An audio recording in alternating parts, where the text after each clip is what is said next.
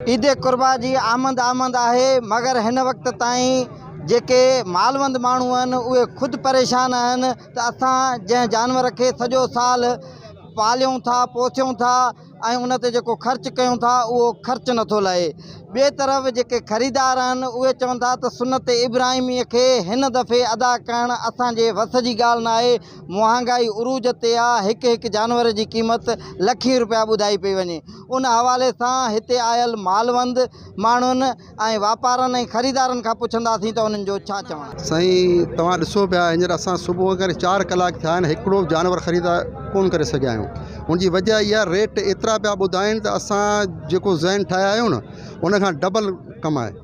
महांगाई जीअं मजमूई तौर ते पूरे पाकिस्तान में हर शइ महांगी थी चुकी आहे, अहिड़े तरीक़े सां जानवर जा रेट बि हाई आहिनि, तमामु हाई आहिनि।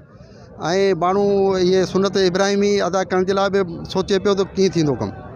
हिन दौर में त अलाह माफ़ फरमाए तमामु गम ॾुखियो थी वियो आहे। तला घुरनि पिया 90 95 वापार सुबुह खां बीठाऊं इहा ई 95 90 ये वठण कुर्बानी 70 करणा 20 रुपया कोन थी पए त असांखे सस्तो ॾियो, असीं केॾां वञूं। जब मजदूरी ख़र्च लिखाई 2500 रुपया ढोर लिखाई 2500 रुपया आहे, खपे लिखाई 2500 ॾियो। वापार त हालत कहिड़ी पई आहे, वापार हालत सुबुह खां बि बेदार थी पिया मुंहिंजा 300 पाणी पीतो अथऊं। पाणी पीआरण जो बि ख़र्च कोन थो निकिरे। हीअ जेको असां पारियूं था हिननि खे ताचूं था गाह पटो ख़र्च ॿियो टियो, पर इहे असांजो ख़र्च बि पाणी पीआरण जहिड़ो कोन थो निकिरे। सॼो ॾींहुं सुबुह खां वठी बि शाम ताईं उहो साॻियो रेट 50 लख वारो 95 90 95 लख वारो हिते खपे थो। शुक्र मालिक जो भाउ जेको नसीब हो मिलियो, जेको माल हो कुझु खपायो अथऊं, कुझु हिते वठी खपायो अथऊं। सर हिन जी क़ीमत 95,000 रखी आहे। विकिरो माशाल्लाह सही, अॻे पीढ़ियूं कोन आहियूं पर अॼु खां मार्केट सही थी वई आहे। माण्हू वापसि जाम कयो विया माल माण्हू वापसि हाणे जंहिंजो महांगो वरितलु हूंदो त ज़ाहिरी वापसि काए वेंदो। बाक़ी अॼु ख़रीदार जाम लथो आहे पीढ़ी में। ऐं पैसो त माण्हू वटि जाम आहे पर माण्हू वटि अलाए छा चकर कोन्हे, का ख़बर कोन्हे। ख़रीदारी कम आहे, सिंगार कोन था एतिरो हले, ज़बरदस्त कोन थो हले।